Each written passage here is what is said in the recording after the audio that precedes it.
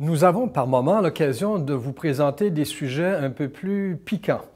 Et c'est exactement le cas de ce qui va suivre, puisque Sinaï Gourmet prépare précisément des sauces piquantes. Et le président de cette jeune entreprise, Laurence Isaac, va nous expliquer dans un instant comment il entend lui aussi percer le marché américain, la Télécorex.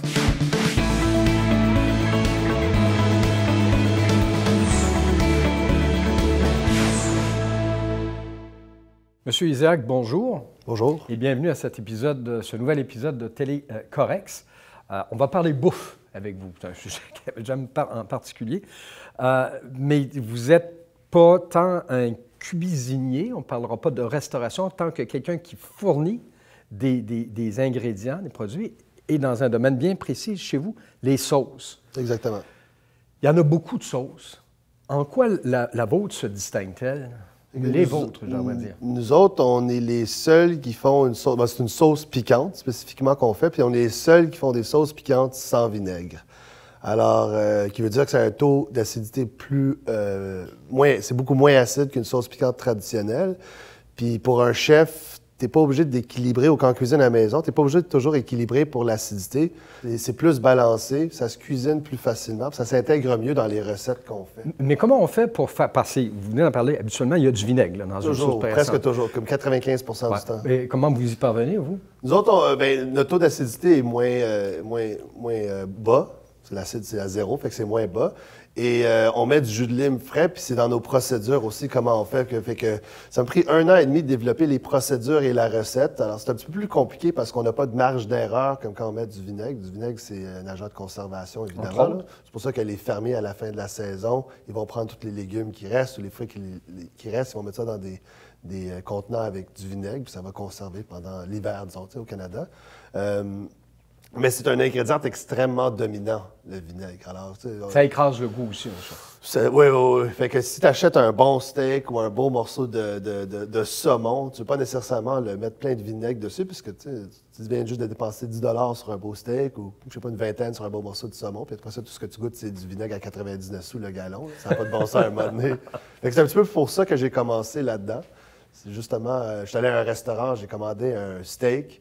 C'était un New York Cut, super beau steak de 40$, puis j'ai demandé de la sauce piquante. Puis justement, ils m'ont donné du tabasco. J'en ai mis partout, puis je goûtais juste le tabasco. Bien, forcément. Fait que, bon, 40$, c'était une bouteille de 3$ de tabasco. Là. Mais vos sauces s'apparentent à des coulis, d'après ce que l'on comprend. C'est ça. Parce que, vu qu'il n'y a pas de vinaigre, la consistance est un petit peu plus épaisse. Oui. C'est comme un coulis de framboise. En fait, un coulis, ça veut juste dire un mélange d'ingrédients frais.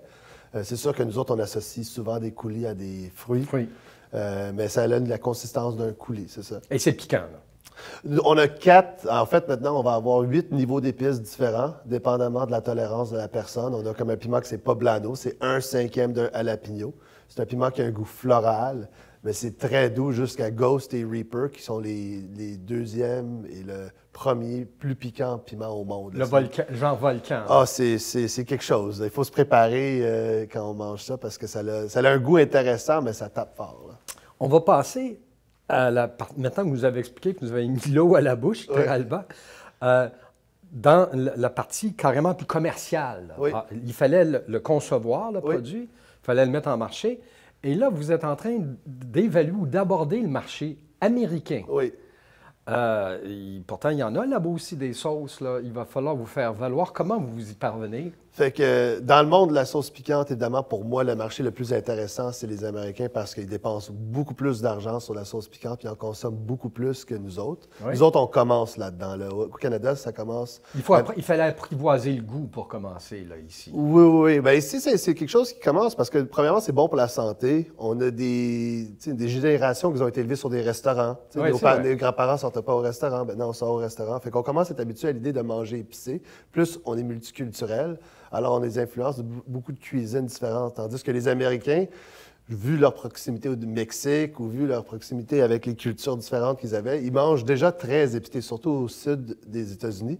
Alors, pour moi, c'est un marché où je me dis que si normalement, en population, les Américains sont 10 fois plus gros que les Canadiens en termes de population, là, moi, j'estime qu'il y a peut-être 20 fois le potentiel en termes de vente de sauce piquante, juste parce que c'est quelque chose qui est beaucoup plus intégré dans leur société déjà. Est-ce que vous avez commencé? Oui. J'ai commencé, un petit peu drôle d'histoire. Moi, j'arrive vraiment de la personne qui commence, avec un budget très limité. Fait que l'entrepreneur d'une petite entreprise, j'ai commencé il y a environ 1 an et demi. La première chose que j'ai appelée, la première chose que j'ai faite, c'est j'ai lu tout ce que je pouvais trouver sur l'Internet, surtout en termes de la FDA. Puis après ça, je m'ai mis... Food and Drug Administration. Food and Drug Administration, qui est évidemment la grosse organisation gouvernementale qui gère ça aux États-Unis pour mon produit. Il y a des produits qui sont un petit peu différents, dépendamment s'il y a des produits animaux dedans ou quelque chose comme ça. Puis j'ai passé 1 heure et demie au téléphone avec une madame là, puis j'ai demandé tout ce qu'il fallait en termes de processus, tout ce qui était nécessaire, s'il fallait que je m'enregistre. Puis dans le temps, il fallait juste s'enregistrer avec la FDA comme quoi on allait vendre la bouffe au Canada. Mais 6 mois plus tard, ils ont mis en action leur Food Safety Modernization Act, qui est une tombe de loi qui couvre comment la FDA va gérer les manufacturiers de nourriture dans le futur. Puis ça a été signé, je pense, en 2011, mais ça prend comme 4-5 ans avant que ça tombe en action. Puis qu'est-ce qui est intéressant, c'est qu'au lieu d'être quelque chose qui gérait les problèmes comme avant, ils sont rendus préventifs maintenant. Qui veut dire que la responsabilité est sur le manufacturier pour prouver que ses produits sont safe. Et donc, avant même de pouvoir avoir accès aux tablettes, oui, vous devez faire cette démonstration-là. C'est ça. Est-ce que vous l'avez faite? Oui, fait que là, je commence à vendre mes produits aux États-Unis. Après ça, je reçois une lettre de la FDA, puis il fallait que j'arrête. Oui. Il fallait que j'arrête parce que la nouvelle loi a commencé, puis là, je m'ai mis au téléphone. Puis la première madame avec qui j'avais parlé ne m'avait pas dit toutes ces choses-là. Fait que oui, là, après ça, le processus est long. Il faut prendre un cours avec une personne de la FDA. Moi, je l'ai pris à McGill. Après ça, il faut trouver quelqu'un qui s'appelle un Process Authority. Ça, c'est une personne qui connaît les procédures en manufacture de nourriture, puis il va être capable de certifier de qu'est-ce que tu fais, c'est safe.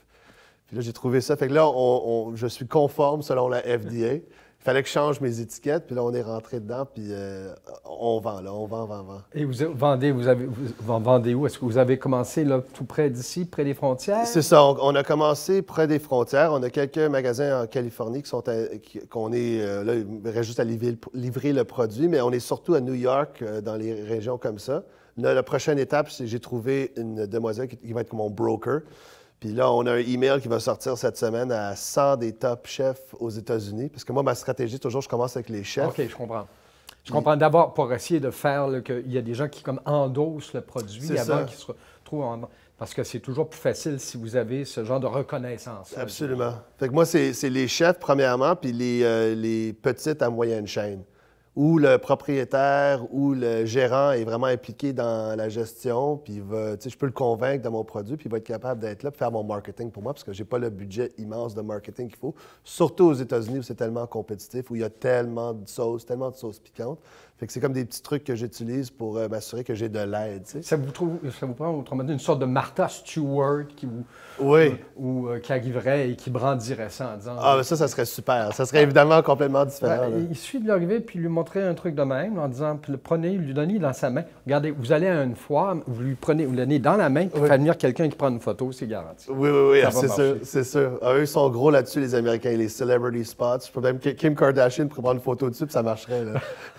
Bien, on va vous souhaiter que quelque chose de ce genre-là arrive et que ce soit toujours aussi appétissant. Je suis certain que ça se trouve assez facilement. Au Canada, je pense que j'ai presque 200 points de vente, 200 restaurants qui ont nos produits. Fait que oui, on peut trouver ça très facilement. C'est surtout encore des petites à moyenne chaîne où je préfère faire affaire personnellement. Là, mais... Donc, les produits Sinaï et de Sinaï Gourmet. Exactement. Laurence Isaac, merci beaucoup. Merci à vous.